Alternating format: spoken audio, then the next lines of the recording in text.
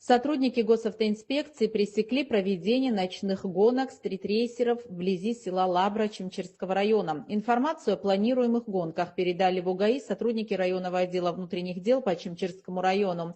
Глубокой ночью с 15 на 16 марта более 100 машин скопилось на трассе. Сотрудники госавтоинспекции незамедлительно выехали и предотвратили незаконное и опасное мероприятие, при этом встретив сопротивление со стороны организаторов стритрейсинга. Я не хотел бы, чтобы произошло то, что произошло примерно вчера в Гагарском районе. Двухлетний ребенок Гонщики в своих соцсетях тут же объявили, что в связи с приездом сотрудников ДПС гонки отменяются. Правда, заезды, по их словам, всего лишь переносятся. В УГАИ напоминают, что нарушение скоростного режима нередко приводит к печальным последствиям. Гонщики подвергают опасности себя и других участников движения. Уважаемые родители автогонщиков, обращаюсь к вам с просьбой напомнить своим детям о требованиях безопасности, законодательства и правил дорожного движения при управлении транспортными средствами.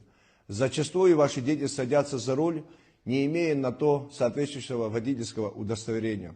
Нередкий случай вождения в нетрезвом состоянии.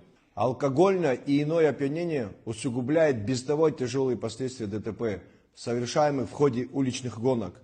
Помните, ответственность за гонщиков ложится и на ваши плечи, ведь чаще всего именно родители покупают своим детям дорогие гоночные автомобили, не задумываясь, что дарят ему бомбу замедленного действия.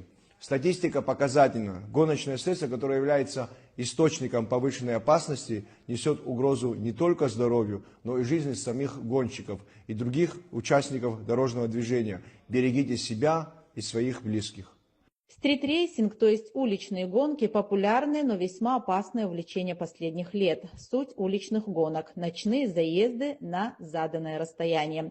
В стритрейсинге нет определенных правил, как нет и ограничений. Это увлечение, при котором молодые люди увлекаются агрессивной ездой и апгрейдом собственного авто. В том числе именно эти новшества приводят к тяжелейшим авариям, зачастую со смертельным исходом для гонщиков. Сотрудниками уже изъято несколько автомобилей участников ночных гонок в ночь с 15 на 16 марта. Работа в этом направлении продолжается.